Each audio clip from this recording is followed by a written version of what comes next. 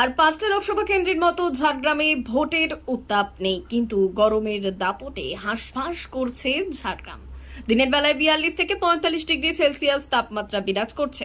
আর এই গরমকে উপেক্ষা করেই তরমুজের ওপর ভরসা রেখেই জোর কদমে প্রচার চালাচ্ছে তৃণমূল।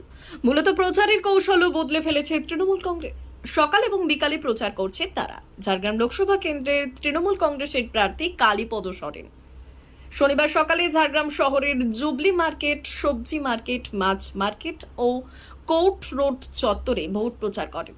সঙ্গে ছিলেন রাজ্যের মন্ত্রী বীরবাহা হাঁসদা, ঝাড়গ্রাম পৌরসভার চেয়ারম্যান কবিতা ঘোষ, ঝাড়গ্রাম শহর তৃণমূল কংগ্রেসের সহ সভাপতি নবু গোয়ালা, ঝাড়গ্রাম জেলা তৃণমূল কংগ্রেসের সাধারণ সম্পাদক অজিত মাহাতো, বিশ্বরঞ্জন মুখার্জি, 7 নম্বর ওয়ার্ডের কাউন্সিলর গোবিন্দ সোমানি, 6 নম্বরের কাউন্সিলর বিপ্লব সিট, 18 নম্বর ওয়ার্ডের কাউন্সিলর গৌতম মাহাতো, রাজ্যের প্রাক্তন মন্ত্রী চূড়ামণি মাহাতো সহ তৃণমূলের একাধিক নেতৃত্বরা।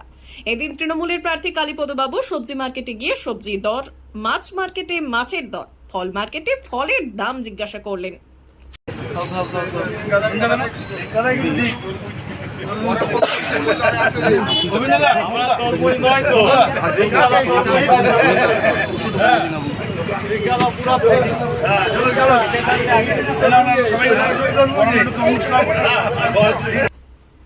D news, Jhargram.